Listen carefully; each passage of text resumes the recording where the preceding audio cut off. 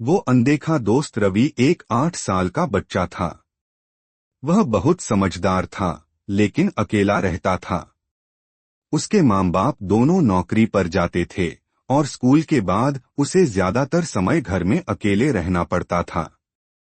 उसके बहुत कम दोस्त थे, क्योंकि वह थोड़ा शर्मीला था और ज्यादा लोगों से बात नहीं करता था। एक दिन जब वह अपने कमरे में बैठकर किताब पढ़ रहा था, तो उसे ऐसा लगा कि कोई उसके पास है। उसने इधर-उधर देखा, लेकिन वहां कोई नहीं था। अचानक उसकी मेज पर रखी पेंसिल अपने आप हिलने लगी। पहले तो वह डर गया, लेकिन फिर एक हल्की सी हंसी सुनाई दी।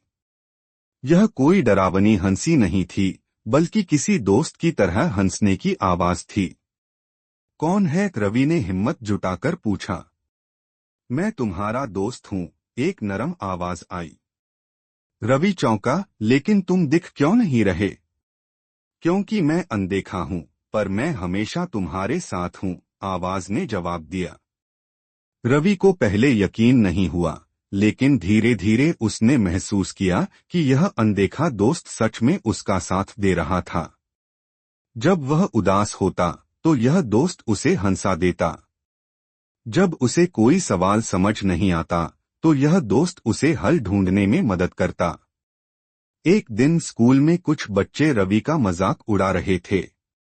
वह बहुत दुखी होकर घर लौटा और रोने लगा। तभी वह दोस्त बोला, रवि, तुम्हें पता है, लोग सिर्फ उन लोगों का मजाक उड़ाते हैं जो सबसे अलग होते हैं। तुम खास हो, इसलिए वे तुम्हें समझ नहीं पा रहे। लेकिन अगर तुम अपनी अच्छाइयों पर ध्यान दोगे, तो वे भी तुम्हारी इज्जत करने लगेंगे। रवि को उसकी बात समझ आ गई। अगले दिन उसने स्कूल में पूरी हिम्मत से जवाब दिया और अपनी बात रखी। धीरे धीरे बाकी बच्चे भी उसे समझने लगे और उसका मजाक उड़ाना बंद कर दिया। समय बीतता गया और रवि बड़ा होता गया।